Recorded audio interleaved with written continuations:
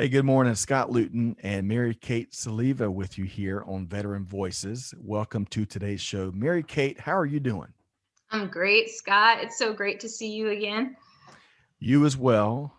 You and your fellow military service members and your panelists and V2I volunteer leaders created quite a stir when you joined us for the live stream several months back. So it's great to have you here, kind of on the other side of the table as a special co-host. So thanks for your time here today.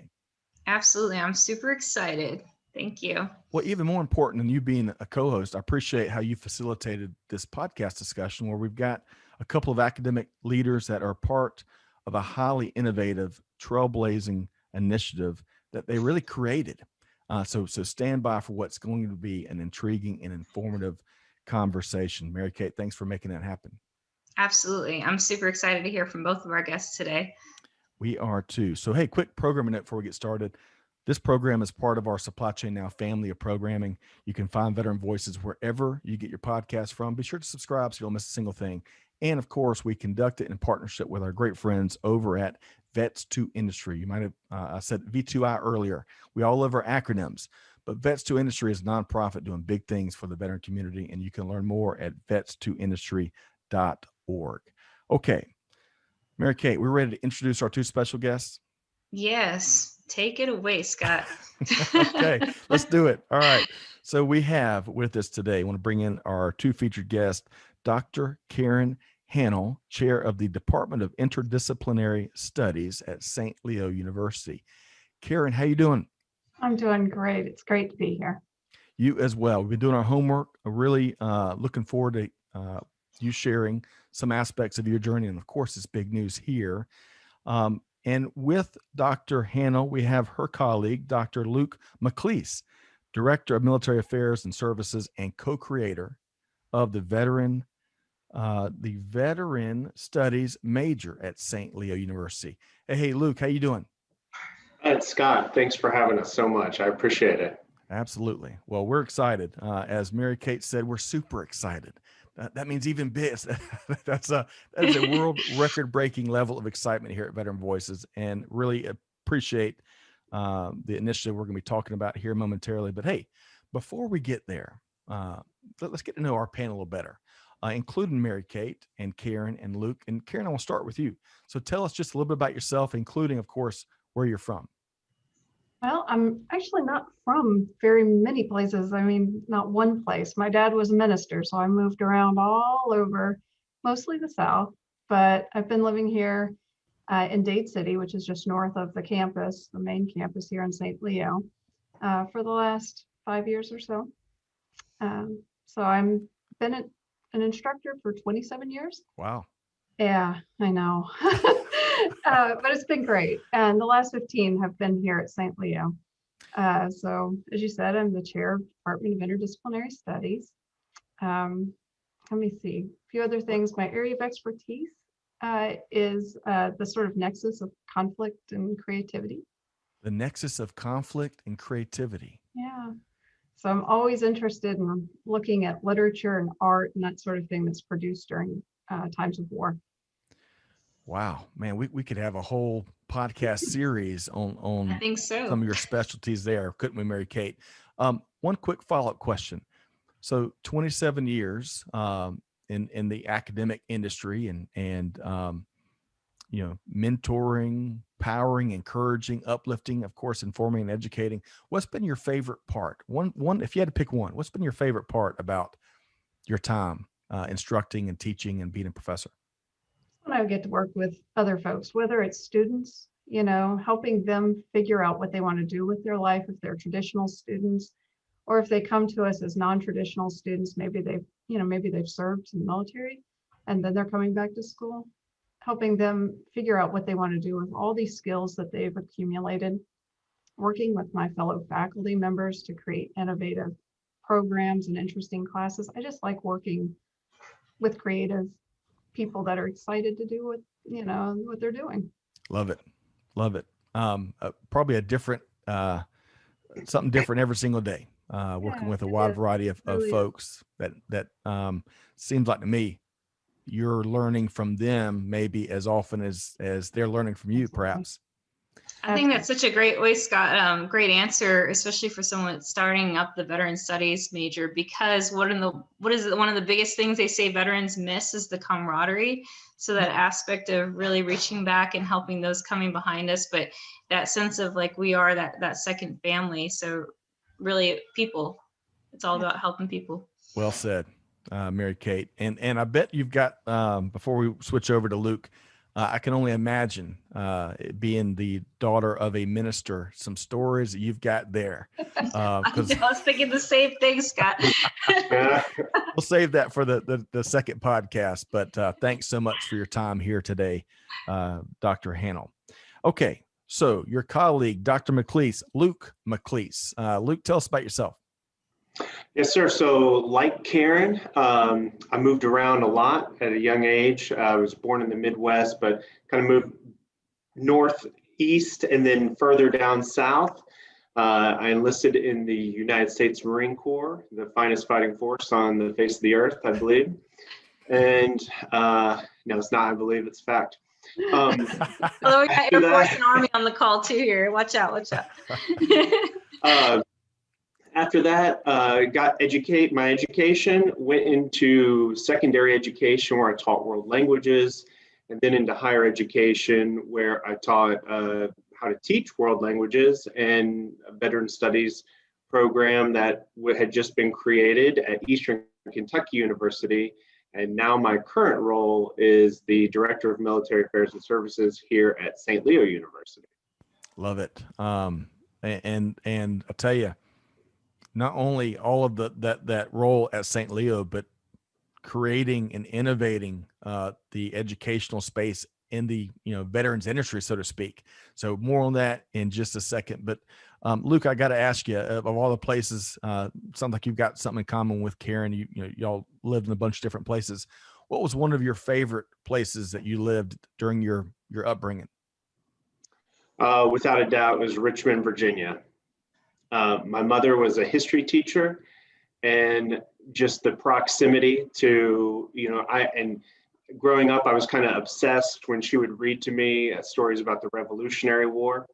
So being able to go to Jamestown and Yorktown, but then also all the Civil War sites, going out west to Monticello, it was huge. It was a part of my life that I reflect on often. Love that. And I bet that reflects in what you do today. I bet we're all students of history, whether you like it or not.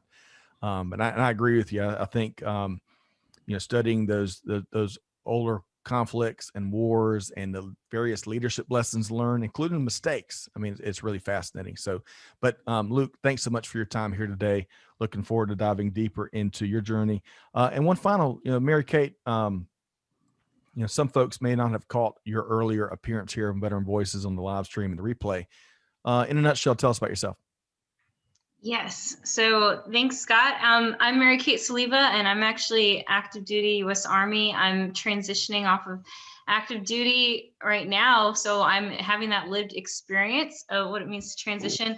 I am a Navy brat, even though I'm now Army. So my dad was in the Navy. And so I did, like Karen and Luke, could just end up traveling and living in different states. But ironically, actually for U.S. time, today's Liberation Day, Guam, and Guam is where my family hails from.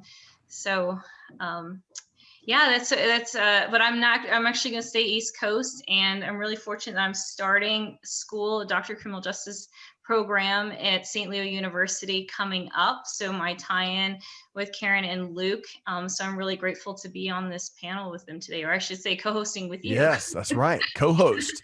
You've added some new merit badges, Mary Kate. Yes, I'm on the, and see, I have to say, go Army. Come on, Luke. This great poor thing.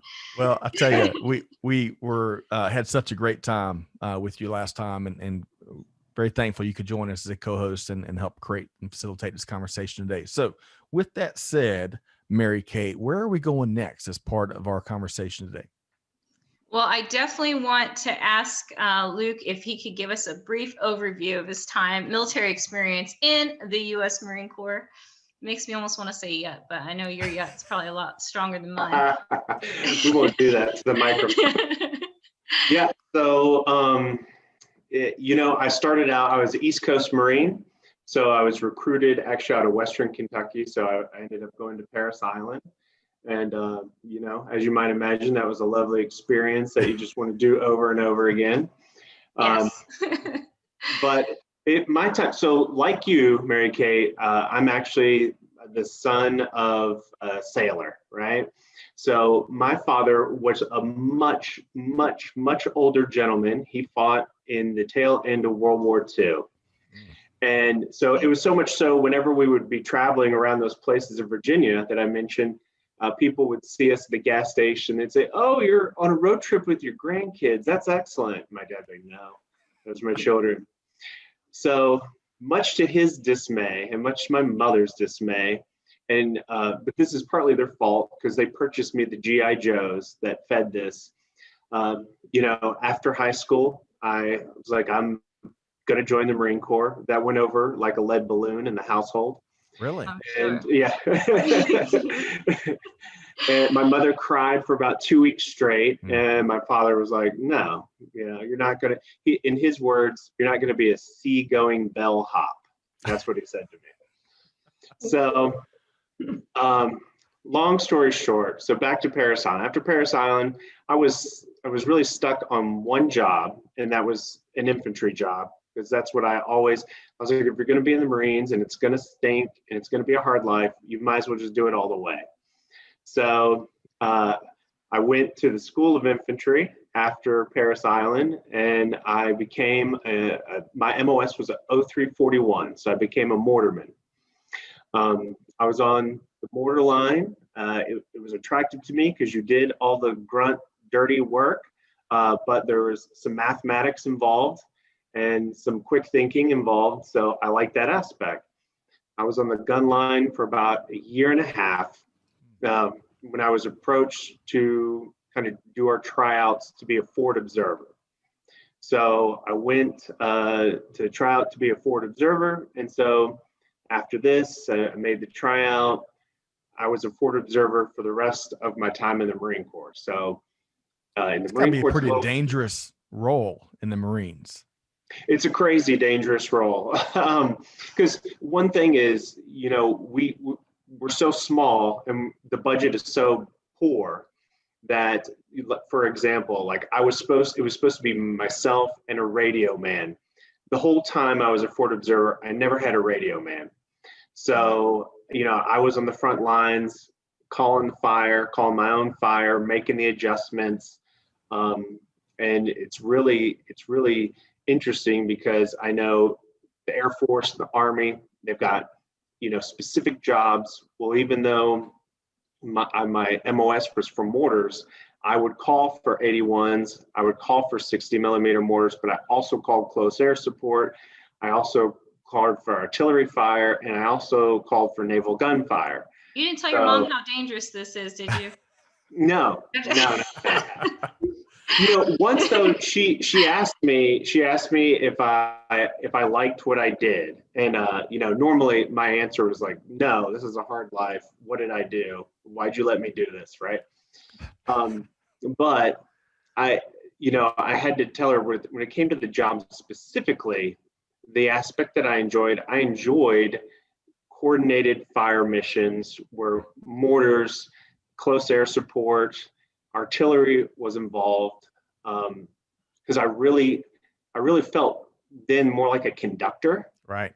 I always thought of myself as like a symphony conductor, because like I had certain times I could bring certain things into the battlefield, right? And it's fascinating. Different explosions and call for different flybys and get different results, and it all had to be timed out perfectly. And I felt like it was more of a dance that way. So I don't think I always imagined in my head like I was in a tux with tails.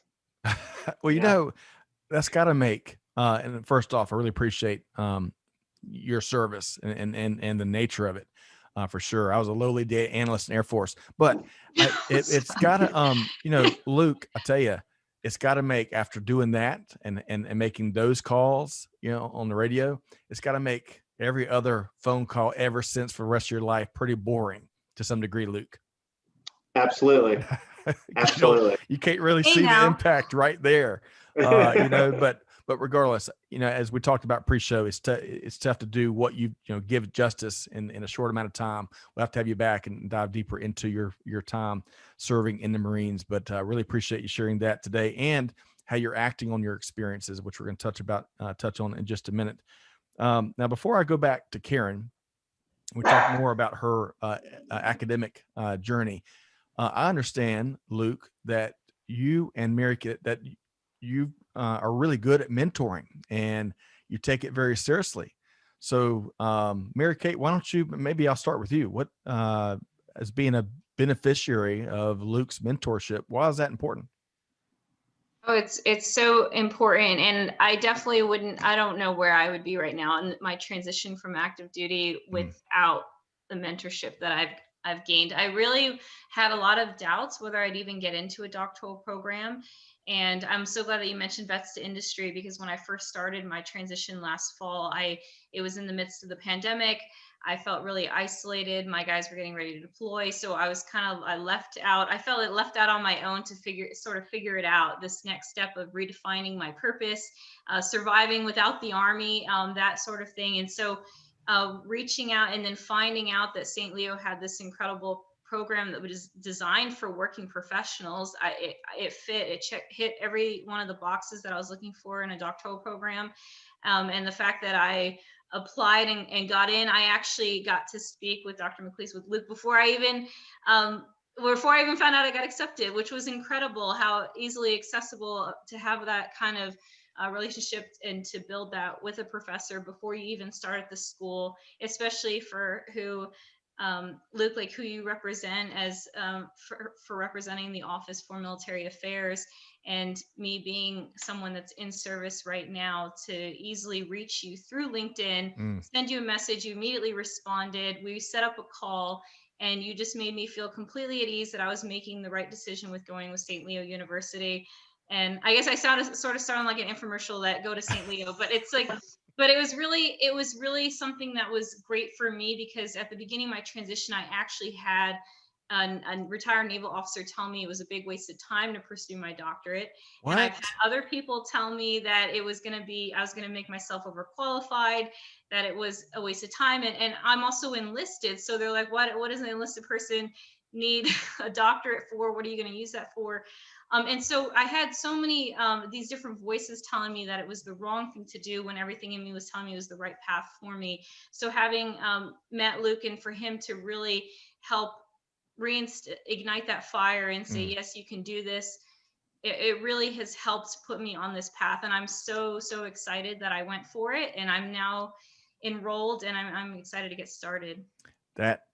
Gosh, oh yeah, Karen and Luke, if I could have plenty emoticons, I think they're called, you'd have a huge heart filling up the screen here, Mary Kate. I love that. I love when I don't know about y'all, but I love when someone identifies that passion, and despite all the naysayers, they find someone that supports that passion, and now you're in the program pursuing that passion. So, Luke, that's got to make you feel pretty good. Absolutely. And I tell you what, here's the thing is I talk to a lot of people, especially after a big Vets2Industry event, right? So when I pop on there, I get a lot of people who want to connect afterwards, and I'm happy to speak to everyone. However, Mary Kate says, like, I owe this, that's total hogwash, because when she reached out to me, her enthusiasm and her, like, just even through the LinkedIn message, she was like, I'm going to get out in 6 months time. Here's what I'm doing. Here's what I plan to do. I was like, oh, well, I mean, she's got it figured out. That's who you want to help most of all, because you're doing the right steps, being proactive. And it's one of those things that when I talk to people like Mary Kate, and I talked to literally thousands in this position, it's like what she was doing is what I would tell someone else to do, to make the transition go right. So folks, it was really easy. Well, You bring up a great point, because it's about freedom of choice, and I still have, some folks have actually said, Mary Kate, you still have that active duty mindset. I'm like waiting for my non-commissioned officer, my commander, to like tell me which way to go. But it's like we really do have that freedom of choice, and sometimes it takes that one mentor, that one person to believe that you're capable, to tell you, yes, you can do it, when so many other people are telling you you're making a big mistake, you should just re-enlist, you should just stay in. right. Yeah, absolutely. So it definitely was a huge help to hear that Love I it. could do it. All right. So folks, if you're keeping up count at home, hey, don't listen to the naysayers, number one. Number two, find a good mentor. Number three, sometimes get a second and maybe even a third opinion. And certainly number four, chase your passions, whatever they are. So, okay. So, Karen, Dr. Hannel, you were nodding your head a lot as through this last segment here. But first, before we talk more, maybe get your take on the power of mentorship. I definitely want to dive in a little deeper to your academic journey. So, 27 years in the industry, so to speak, in the field. I think 15 years at St. Leo. Is that right? That's great. Wow. What was your impetus for becoming a professor and then later a PhD? Did you have what inspired you earlier on in your life? I don't know that there was any other place for me. My dad was a minister, but he loved poetry. So when I was growing up, he hated children's movies and children's books, and so he taught me to read using William Blake. So, Tiger, Wow. Gleaming bright in the forest of the night, the poetry runs strong in this family. So there was him, and my mother was a geography teacher. And they were Civil War, just historian nuts. They loved going to the battlefields, and they would drag me and my brother. And they made it so much fun that it wasn't dragging us. They encouraged us to feel enthusiastic. And I always remember my dad telling me that the root word of enthusiasm is entheos. That means moved by God, right? And so when you see like Mary Kate's enthusiasm, you want to be around that. I mean, it sets our souls on fire too, right? To be around these folks that have this big dream. So, they made it fun to go to these places. And I remember one place we went to, Andersonville. If you've never been, it's worth going. It was hot, summertime, and my brother and I were able to scrabble down into some of the holes, that the POWs had dug, and it was so hot. And then they had the spring that was right in the prison there, and we were able to drink from it too. And it was so cold. And even as a child, it just, this vision of what it must have been like to be there, it was in my mind. And other places, I didn't go to this one, but my dad was telling me about it. He had seen a gravestone that a father had erected for his son who had died in the Civil War. And he had his name there, and he said, buried with the tears of his father. And I thought, wow, that's just the best poetry I've ever heard. And it's on a gravestone. And it's just by people, it's not by William Shakespeare and all of this. It's by actual people having lived experiences. And so it just kind of seemed like the writing was on the wall. I didn't know it at the time, but I had a lot of really great professors. My dad, of course, was always there, just sort of encouraging me to go on this path. He was a Navyman, by the way. How weird is that? How about that? I know, we've got that all in common, right? My husband is a 21-year vet of the Marine Corps. So wow. Okay. Yeah. So we've got it all, as a lot of American families do. We've got a lot of people that serve. Kindred spirits for sure. Well, A lot of and patriots. clearly, I don't know about you, Luke and Mary Kate, but tons of passion that just in the last few minutes to hear from Karen. So it was certainly a calling. And 27 years later, I mean, it sounds like you're loving it as if it was your first year. Oh yeah, it gets better. That's the thing. It always just gets better. So, okay. So I am such the interview professional. Not exactly. I stole Mary Kate's question. It just dawned on me. But Mary Kate, the second half of that question, we want to know more about St. Leo University, right? Yes. So Absolutely. And I was so excited. That's why, Scott, when you said who should we invite? And I said, I already know exactly who I want to That's invite. true. That is true. And this is why. Made it happen just like that. But I know we're going to talk about this exciting new program for the bulk of the rest of our conversation. But let's make sure folks know about St. Leo. And Karen, do you want to fill folks in a little more about what St. Leo is? Sure. We're a private Catholic university. We offer 57, I believe, undergraduate and graduate level programs. We have about 18,000 students spread from our main campus and online and some of our centers. And we're located roughly, it's easiest to think of us as located between Tampa and Orlando. We're still in a very rural area, our main campus. But okay. Down in Florida, we just spent some time down in the St. Augustine area with family. Just a gorgeous, talk about history. Yeah, no kidding. Okay, well, so before we get into the program, Mary Kate, you're one of the newest students at St. Leo University. Anything that you want to add based on what Luke has shared, based on what Karen has shared, anything else you want to add before we talk more about the program, this trailblazing program itself? Well, I definitely would say for those that are listening in that are veterans or currently serving, to look at your opportunities for school. That is one of the greatest benefits of serving as well. Besides serving this great country, is the fact that you get your schooling covered. And so I am actually using my post 9/11 GI Bill. And there's also something called the Yellow Ribbon Program as well to look into utilizing your tuition assistance. But make sure you go to your educational center, your educational office, speak with your command, and then once you get that information about your schooling, share it with your troops, your soldiers, airmen, Marines. Just let them know about all these opportunities, because I definitely wish I had started earlier. I have a huge gap now from my master's degree in public administration at University of Guam to now starting with St. Leo. Last time I was in school was 2013.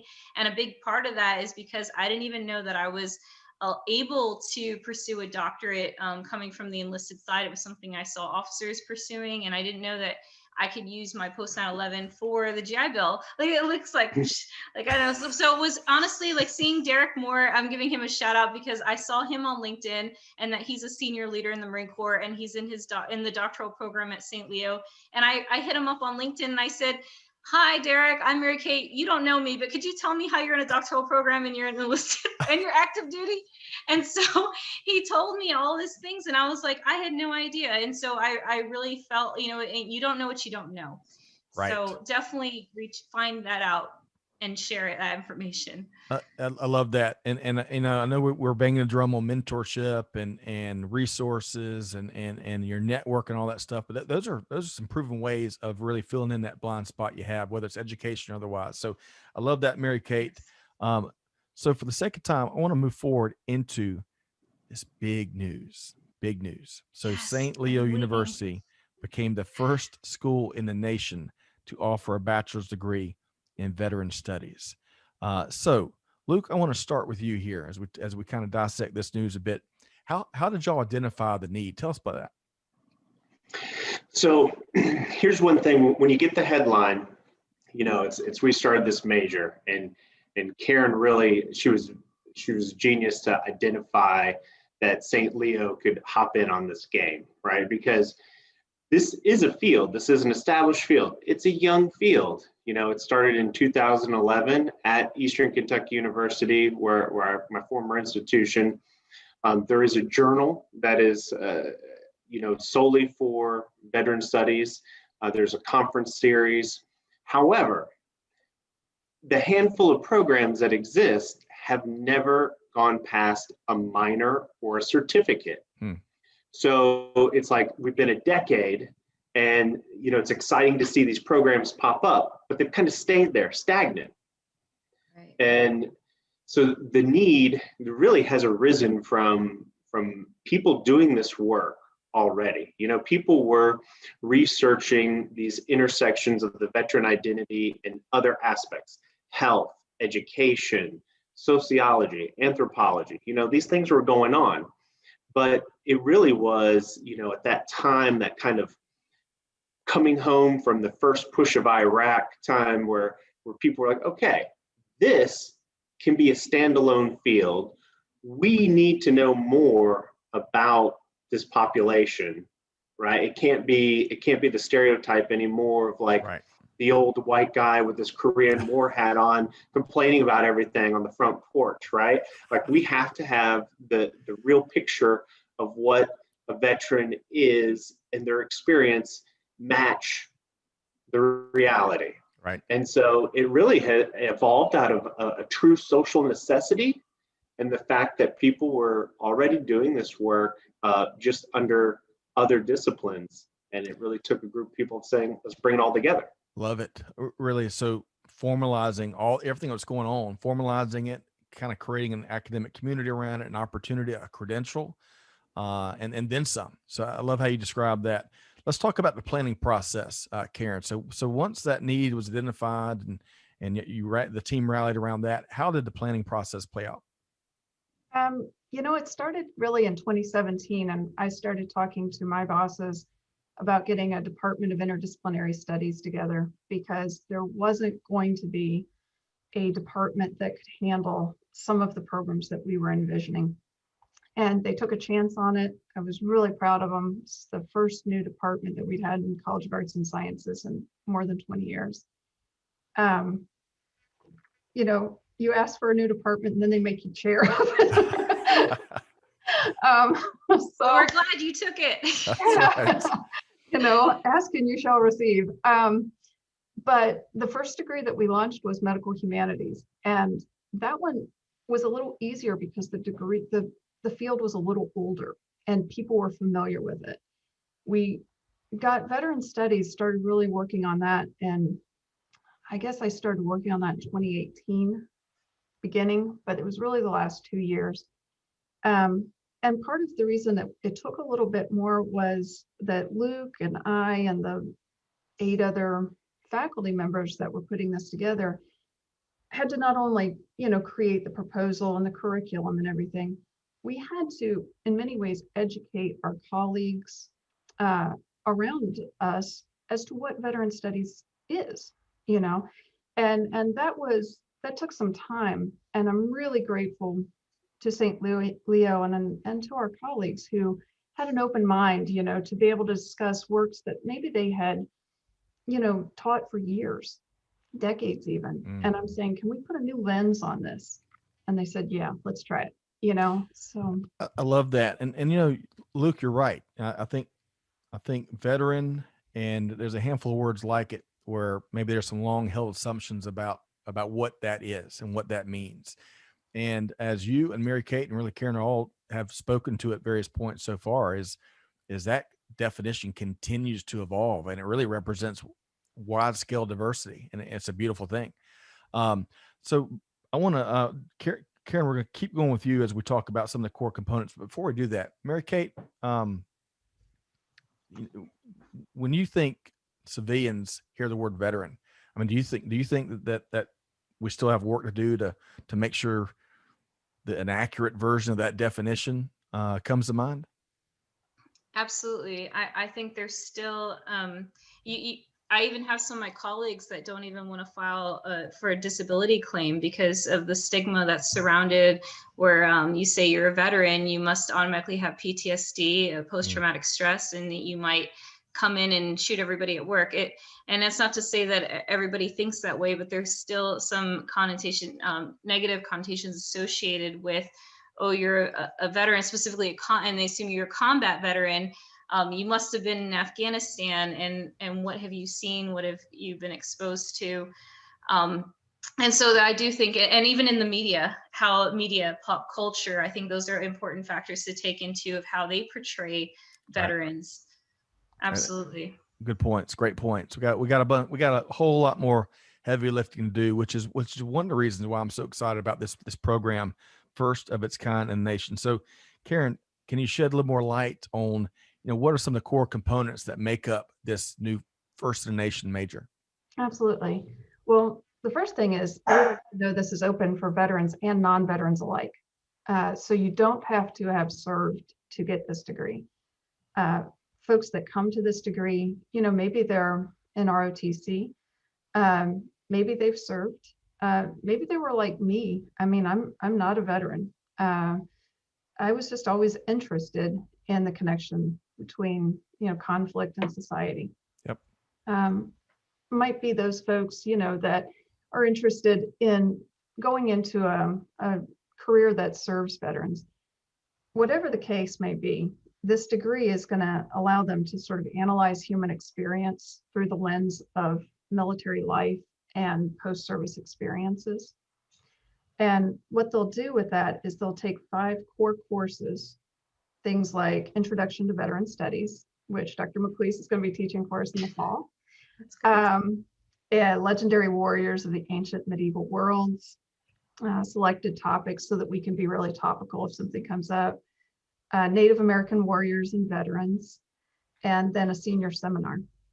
So they take those 5 core courses, but then they also choose 8 elective courses from a approved list. So those things might be like military psychology, the role of military in the modern world, that sort of thing.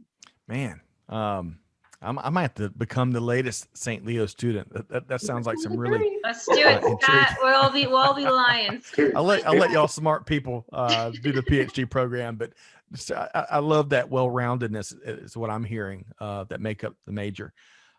Okay, so I want to talk about impact for a second, and I want to get all three. You know, Mary Kate, you got this hybrid role today. You're co-host, but also I want to get your take on some of these things. So, but I want to start with you, Luke. Let's talk about impact for a second. So, as a veteran, and even taking the veteran hat off as an educator, as an academic professional, as a community leader, you know, speak to the impact you think this program will have. Wow. The potential impact for this program, and honestly, not because it's coming from us. I mean, really, the outcome could potentially be enormous. And let me give you a few examples why. Number one, highlighting the attributes of veterans and that experience. And as you said before, Scott, you know, the individual kind of aspect of that experience. Yes. But just like what Mary Kate was talking about earlier, you know, showing that, hey, look, there are veterans that are getting doctoral degrees. There are veterans that are leading Fortune 500 companies. There are veterans that are leading their community in politics and volunteerism and all these things. And I think that's one of those things, and Karen and I have talked about it a lot. The spectacle of the veteran has been left, as Mary Kate was saying, by the media and kind of just pop culture as, hey, you're a hero, or hey, you're broken. There's no in between, right? And so sharing with everyone the in between, and the importance there is, can you imagine a politician who is informed of the outcomes of military service before choosing to send troops somewhere? Can you imagine a VA worker who maybe never served in the military, and before I walk in the doors and I'm the first veteran they've ever met in their life, they would at least know about the experience, right? And have an idea of the good, the bad, the, you know, all the in between. Can you imagine, you know, public safety workers being informed in this major and knowing exactly when they meet this minority of veterans on the street, like what the experience is like past the Rambo movie, past a book, past, you know, a mixture of grandpa's stories, you know? I think the social implications of this could be enormous. I'm with you. Out there. There's over 45,000 veteran service organizations out there. So the interest is out there. And it's like, why are there over 45,000 veteran service organizations? Because there's so many aspects of the veteran space that are unexplored, and we still have a lot of work to do. And I think having this degree program, like having the studies where you can actually have these students conducting research on a particular area, defending their research and getting it out published, can really help strengthen these veteran service organizations so they can assist more, you know, addressing veteran homelessness, addressing veteran suicide. We talk about health Luke, and I'm so glad you brought that up, because even like the burn pits is such like it seems like a new concept in for our political leaders, but it's something that our veterans are struggling with, and the aftermath of the things we're exposed to in the physical environment as part of their active service. Well said. Luke mentioned all the imagine this, imagine that, imagine that. Yeah, I imagine these 45,000 organizations and then some, because you've got those volunteer service organizations, but then you have all these organizations that hire veterans and or have veteran programs within.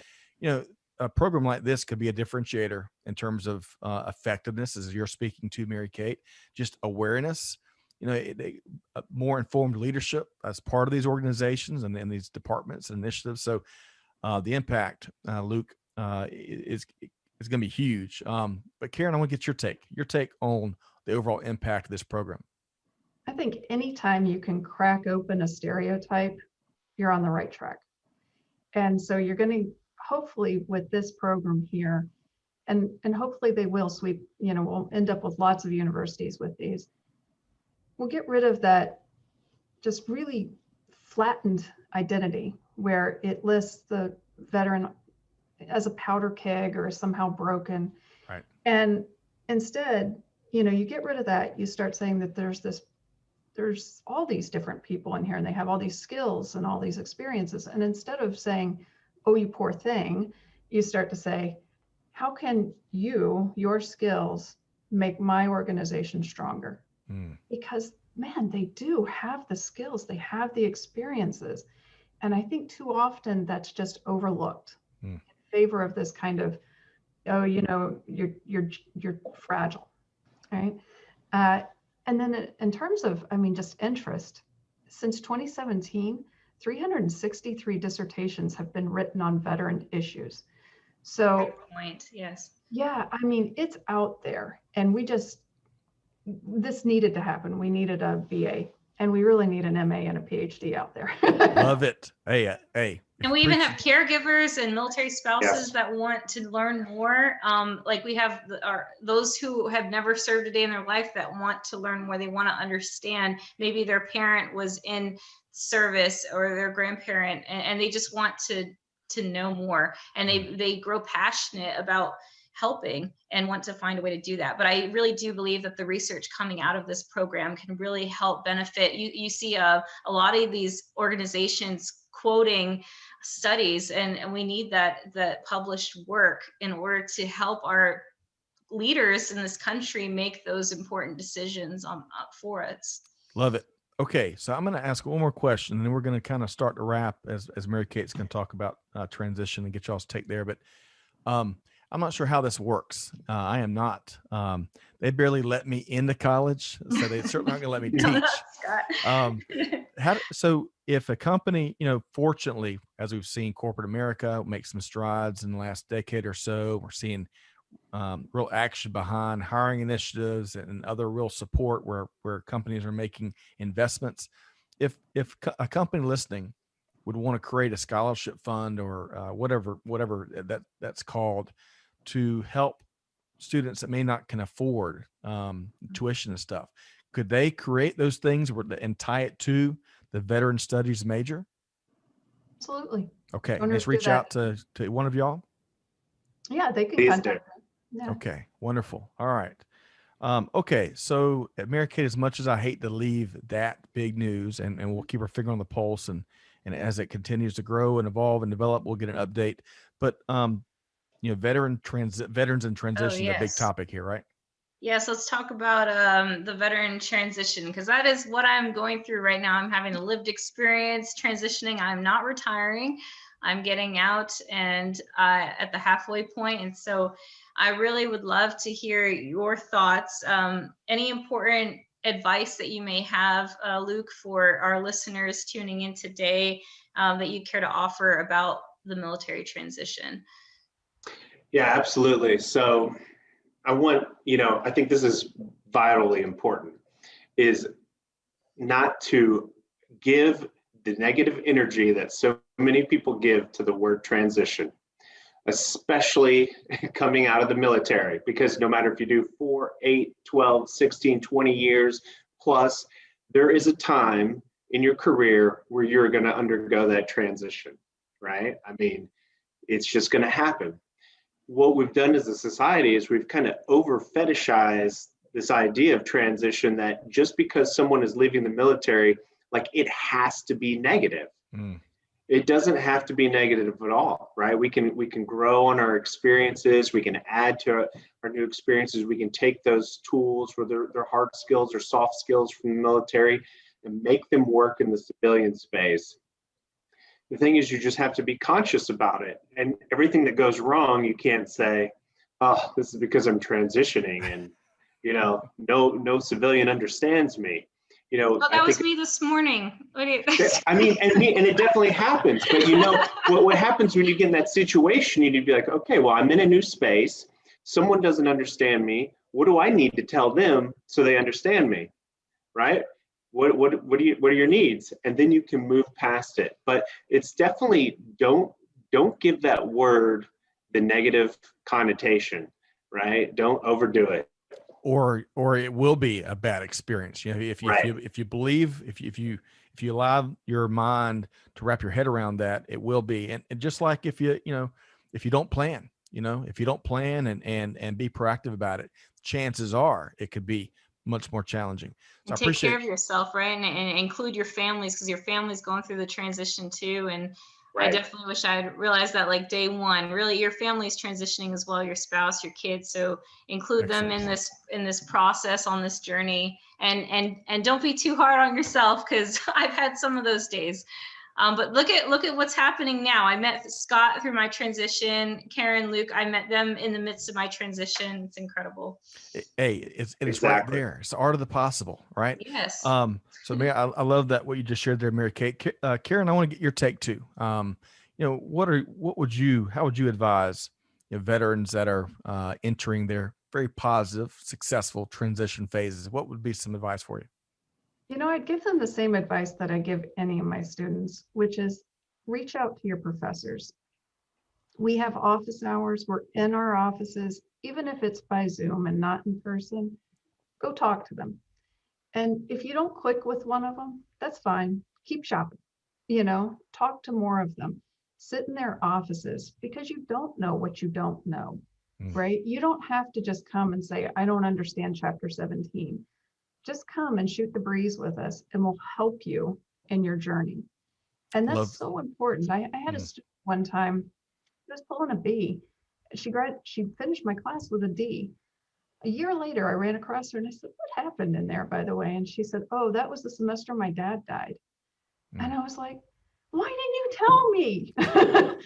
Work with us, help help you, So you have to have those conversations. Just stop by. You don't have to have a name. Just say hello and open that conversation, and you'll find the support you need. You got to be bold. And if you don't ask the question, you know the answer. And Mary Kate, you're kind of, as you shared yourself on the front end of today's conversation, you're kind of illustrating that, right? You had naysayers. You kind of had some mental assumptions or decisions that you made kind of based on some assumptions perhaps, but then you found, you connected with Luke, and it opened up that door, and it kind of filled in that blind spot of clearly, yes, you can pursue your passion. And can you imagine 10 years from now or 5 years from now, that's a powerful connection and conversation to have had, but what you go on to do and the difference you go on to make, and how far you move that needle, all stemming to some degree to y'all's conversation. That's a wonderful story. Yeah, Scott, if you knew what the bonus right now was to re-enlist, you might look at me a little crazy too. But it really helped change the trajectory of my transition, and realize that, okay, I'm not retiring. I know it's, not that far to go, but I really do feel this other calling that I can do greater work on the outside. And so this is kind of like a great segue too, because I didn't even know about like the Student Veteran Association. So I was like, even talking about that with, if Luke can give like a brief thing about the SVA, but that was something that I wasn't familiar with that universities had. So Luke, I'm going to throw that one at you if you want to talk about that. Absolutely. So when I took over this office, we had a small SBA chapter, and we've grown it over the past almost 2 years. And it's just an excellent opportunity for student veterans to have leadership opportunities, for them to, if they're coming from different majors, to come together and have a little bit of that camaraderie and, same talk and all that stuff. So it's a good social outlet. It can lead to good physical outlets. We've had a group of people who do PT together. They're going and running and taking care of themselves through the pandemic. And then we're also going places, SVA conferences, and then that leads to humongous networking opportunities. And we've had a lot of students who landed some nice internships and jobs as a result of that. Love Luke, you that. told me there was running involved. Hey, No, that was a group of people, and they elected to do that. Karen, are you out there too? 0500. Well, it sounds like to me. Florida, come on. Definitely not mandatory. Definitely not mandatory. I'm not a part of that either.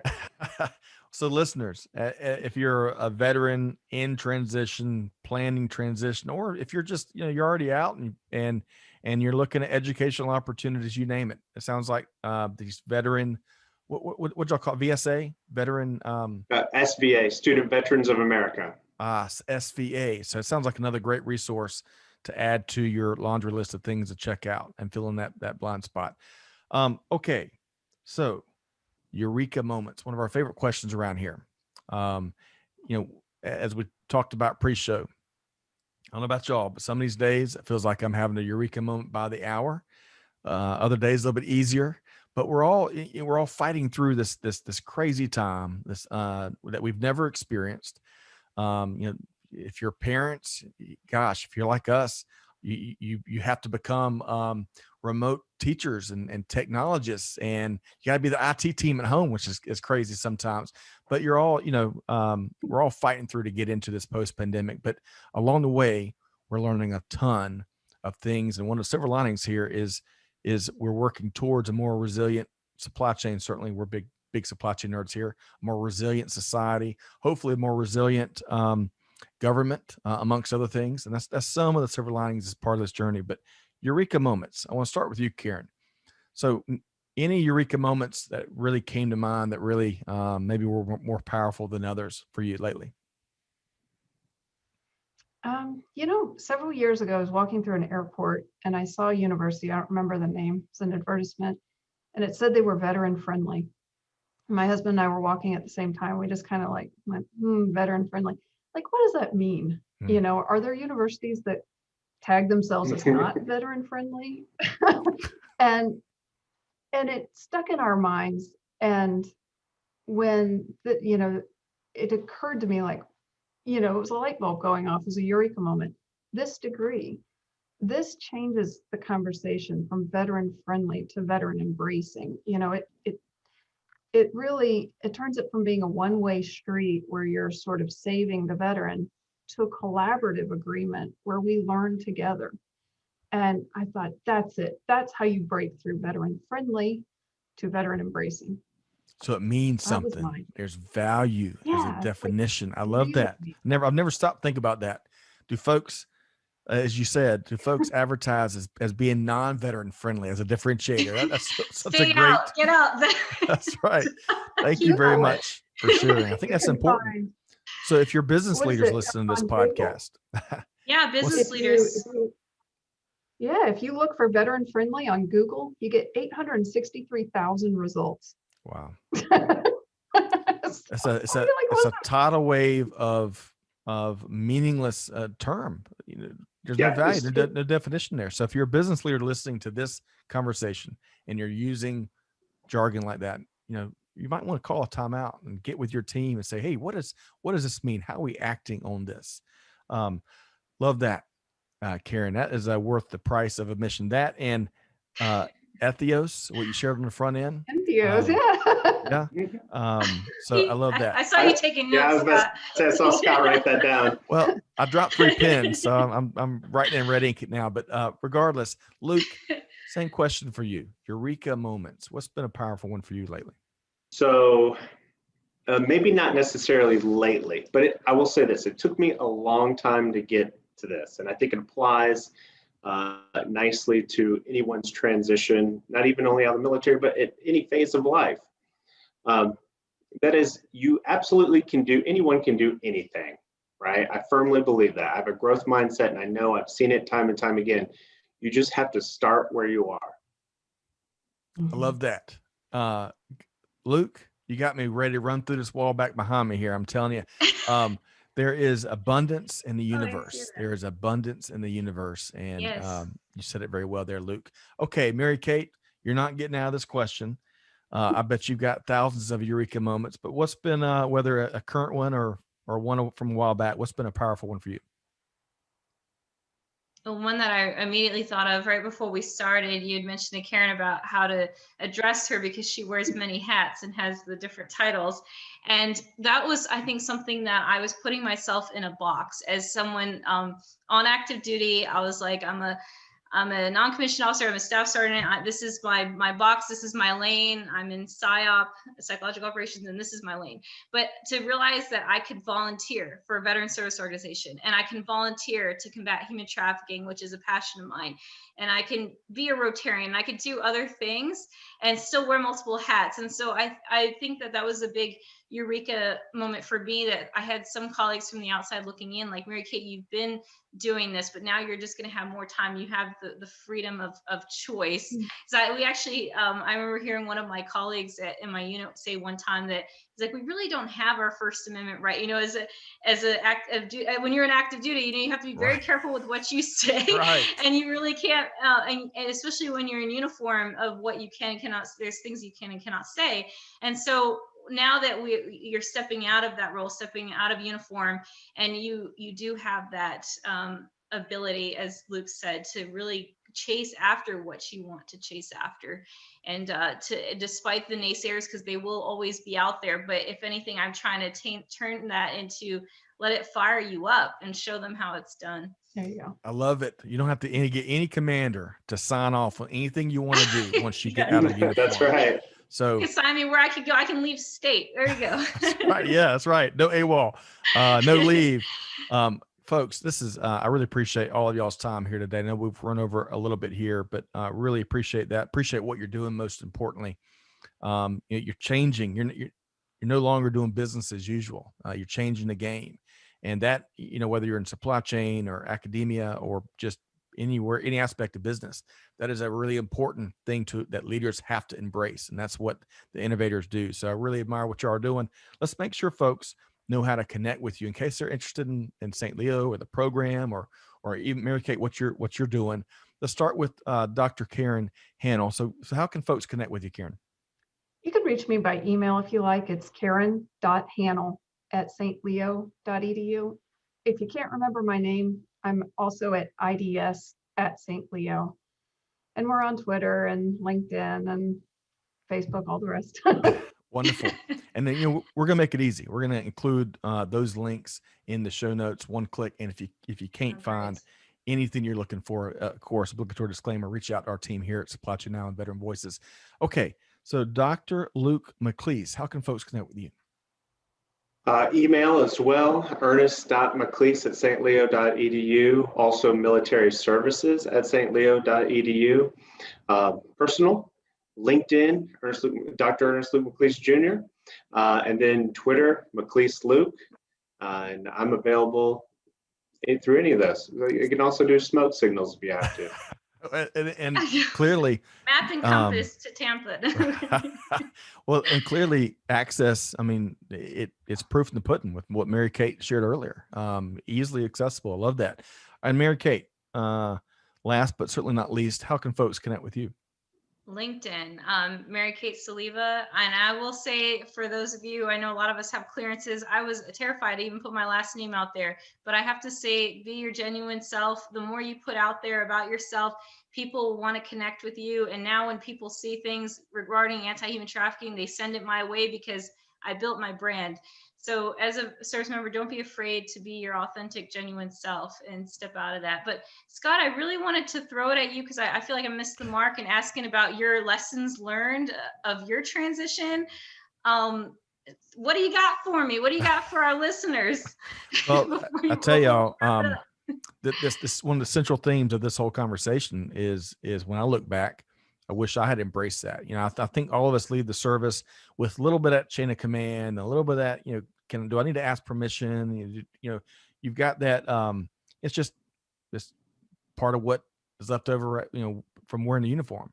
And you know, once it dawns, or once you have that day, that epiphany, that eureka moment, that I can do whatever I want to do, right? That's why we're here. I think the sooner you can embrace that, some folks embrace that early in life, other folks are you know, late bloomers, nothing wrong with that. And we're all on our own schedule and cadence and timing, but life changes when you embrace that you can do exactly whatever you want to do. And it is inspiring to me to hear this conversation. And Mary Kate, you know, how you had that eureka moment that you shared earlier, and now you're pursuing your passion.